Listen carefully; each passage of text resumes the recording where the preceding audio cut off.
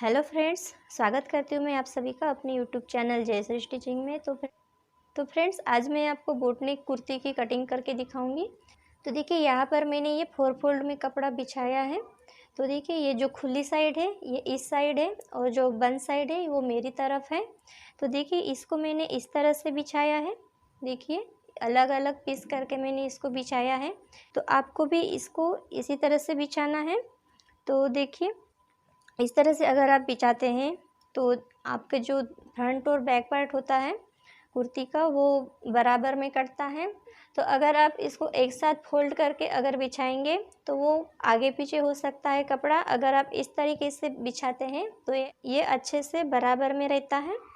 तो देखिए, सबसे पहले हम यहाँ पे एक लाइन खींच देंगे। ये जो भी यहाँ पे टेढ़ा कपड़ा होता है या इस तरह से होता है तो ये यहाँ पे हम इसको सीधा कर लेते हैं।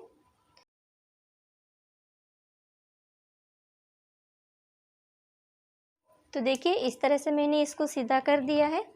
तो फ्रेंड्स देखिए, ये जो कुर्ती का मेजरमेंट है ये मैंने तैयार कुर्ती से लिया हुआ है। तो यहाँ पे हमें कोई भी लूजिंग नहीं देना है एक्स्ट्रा।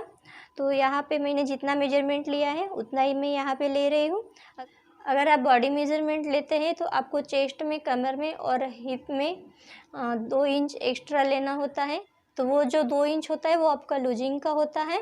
पर मैं यहाँ पे अभी कोई लूजिंग नहीं दे रही हूँ क्योंकि मैं ये तैयार कुर्ती से मैंने ये मेजरमेंट लिया है। तो चलिए, हम यहाँ पे अब अपना शोल्डर के लिए मार्किंग कर लेते हैं। तो देखिए, इस कुर्ती के जो शोल्डर है वो 7 इंच है।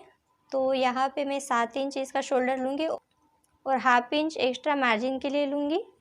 तो देखिए, यहाँ पर मैं 7.5 इंच पर इसका निशान लगाऊंगी।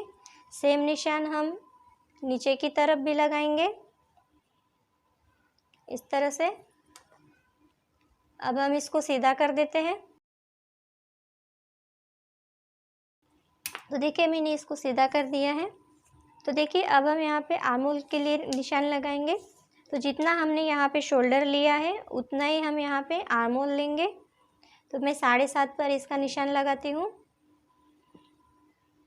तो देखिए, सेम निशान हम यहाँ भी लगा लेते हैं 7.5 पर। अब एक सीधा लाइन खींच देते हैं। इसके बाद हम यहाँ पे चेस्ट का 4 पार्ट लेंगे।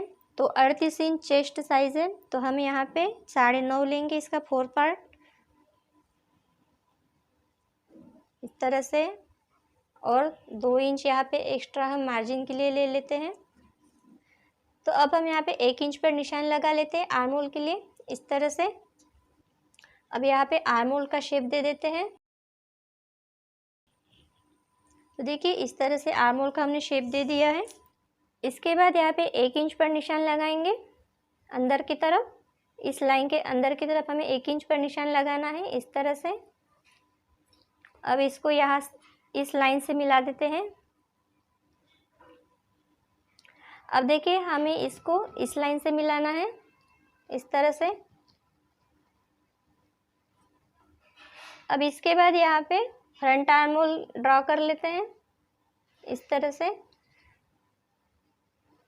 तो देखिए, इस तरह से मैंने ये फ्रंट आर्म होल ड्रॉ कर लिया है।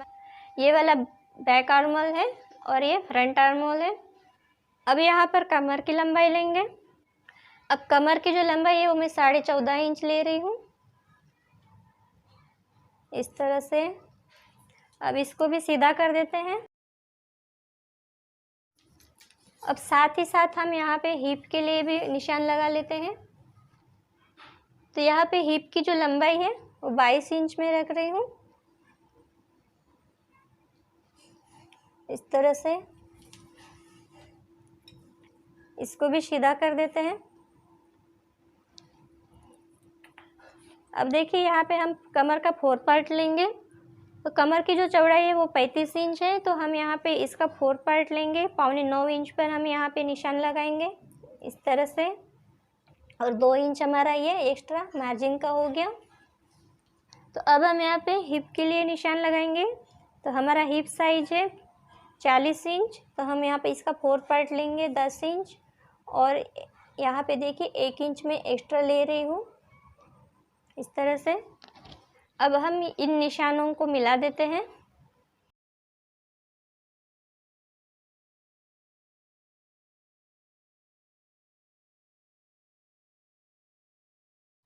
अब इसके बाद देखिए, तो देखिए इस कुर्ती की जो लंबाई है वो 43 इंच है। तो देखिए यहाँ पर इस तरह से टेप रखेंगे शोल्डर के ऊपर और हम यहाँ पे कुर्ती की लंबाई का निशान लगाएंगे।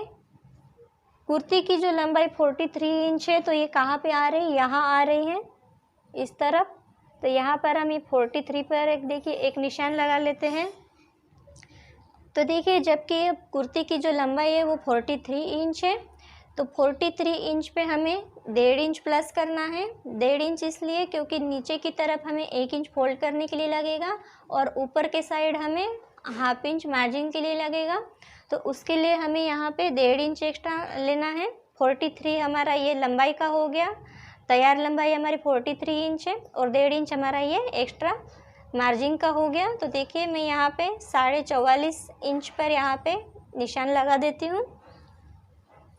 सेम निशान हम इस तरफ भी लगा लेते हैं, इससे हमें ये सीधी लाइन मिल जाएगी।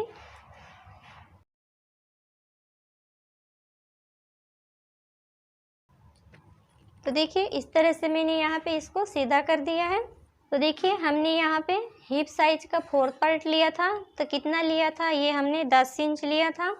तो उतना ही हमें नीचे की तरफ बॉटम में 10 इंच लेना है। तो यहाँ पर देखिए मैं ये 10 इंच पर इसका निशान लगा देती हूँ, ये देखिए इस तरह से। और 1 इंच हमारा ये फोल्ड करने के लिए हो जाएगा, यहाँ पे 1 इंच एक्स्ट्रा मार्जिन का। अब ये जो निशान है इनको हमें मिला देना है।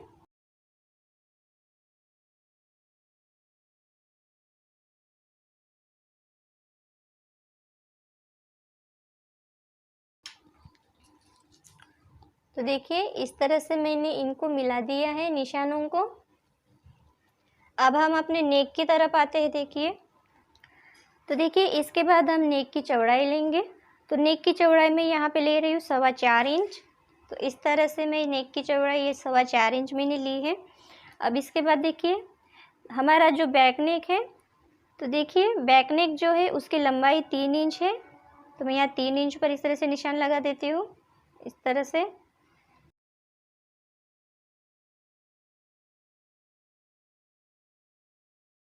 अब यहाँ पर मैंने ये बॉक्स बना दिया है। अब हम यहाँ पे ये जो हमारा बोट नेक है उसका शेप दे देंगे।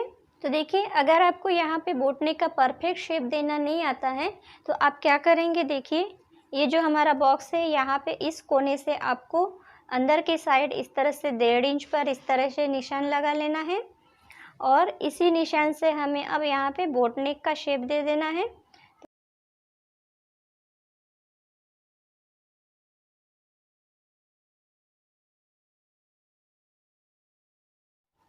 तो देखिए इस तरह से हमारा ये बैक नेक रेडी हो गया। अब हम यहाँ पे फ्रंट नेक के लिए मार्किंग करेंगे।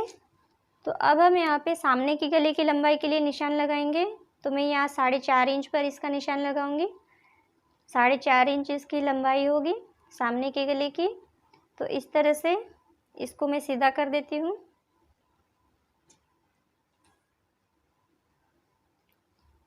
और ये 4.25 इंच ये चौड़ाई हो गई। अब देखिए इसको सीधा कर देते हैं इस तरह से। अब यहाँ पर हम सामने का बोट नेक रेडी कर लेते हैं। तो यहाँ पर से भी देखिए आपको इस तरह से 1.5 इंच पर इस तरह से निशान लगा लेना है और यहाँ बोट नेक का शेप दे देंगे इस तरह से।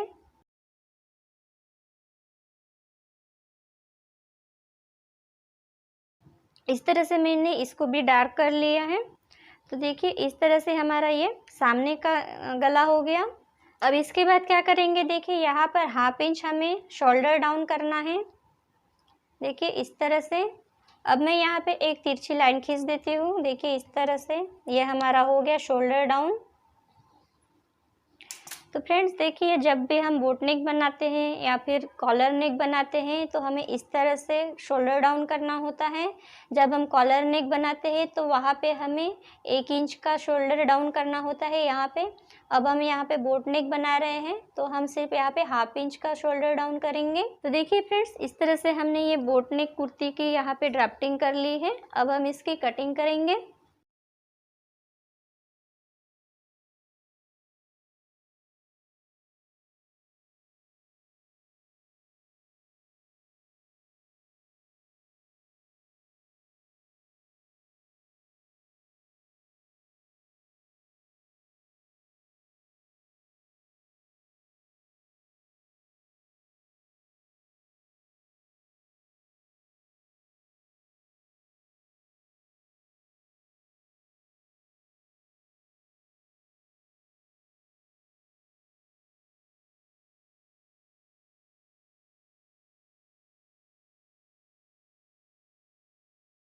तो देखिए इस तरह से आपको ये कट लगा लेने हैं।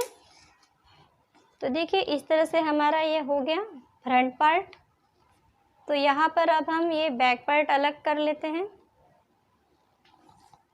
तो ये जो देखिए हमारा फ्रंट पार्ट है, यहाँ पे हमें फ्रंट आर्म होल यहाँ पे कट कर लेना है।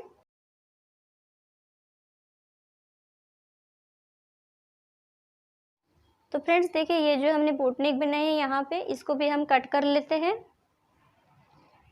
तो देखिए ये हमारा पीछे का पल्ला हो गया इस तरह से। तो ये जो हमने यहाँ पे गले की मार्किंग की है, इसको हम यहाँ पे कट कर लेते हैं।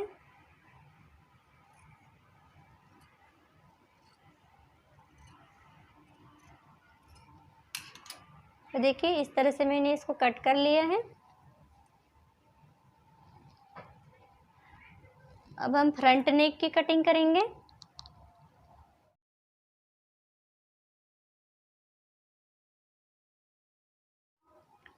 तो देखिए फ्रेंड्स इस तरह से हमने ये पूरे कुर्ती की कटिंग कर ली है। तो फ्रेंड्स आपको ये वीडियो कैसे लगी प्लीज़ कमेंट करके कमेंट बॉक्स में बताइएगा। और अगर आपको वीडियो अच्छी लगी तो प्लीज़ वीडियो को एक लाइक कर दीजिएगा और शेयर कर दीजिएगा और चैनल को सब्सक्राइब करके बेल आइकन को प्रेस कर दीजिएगा, ताकि मेरी आने वाली हर वीडियो का नोटिफिकेशन आप तक पहुंच जाएगा और आप मेरी सारी लेटेस्ट वीडियो देख सकेंगे। तो फ्रेंड्स मिलते हैं अगली वीडियो में। Thank you.